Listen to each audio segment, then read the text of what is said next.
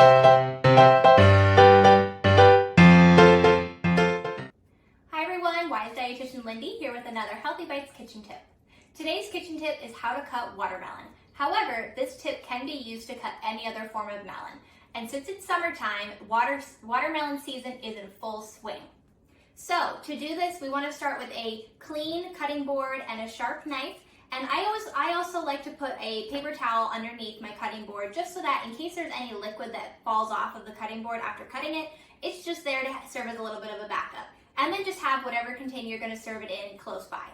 So if you were to be using a whole melon, I just have the quarter here, you could use the same method, but you would just have to take a little bit more time.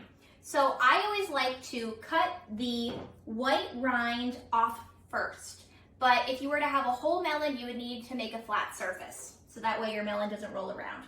So I am going to, with my knife, just cut down straight. So that way we do have a little bit more of a flat surface, as you can see here. Then, depending on how you want to cut it, if you want to cut it into cubes or slices, this would depend on what you're going to do next. But I am going to cut this into a smaller piece, just so that it's a little bit easier to work with. And then I'm going to get this out of the way just for a moment. So I'm going to cut mine into cubes. So I like to start by just making my cuts into long slices. And watch your fingers. And then what you can start to do is really just shave around the white rind. Many people do throw this part away, but you can actually eat the white rind and use it as another thing.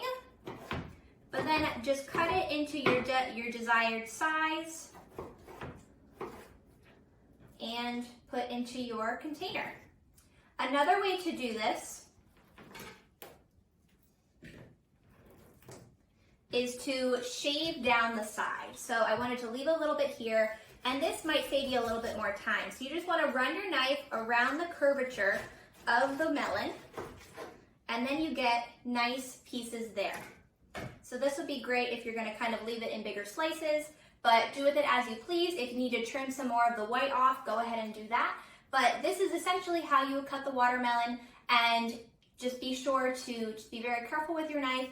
Have some extra paper towels nearby and enjoy this nice delicious fruit that's going to provide you with lycopene, lots of vitamins and minerals, as well as they're 92% water, so it's a great way to get in some hydration. So thanks for watching this kitchen tip. I hope you enjoy it, and stay tuned for more. Thanks for watching.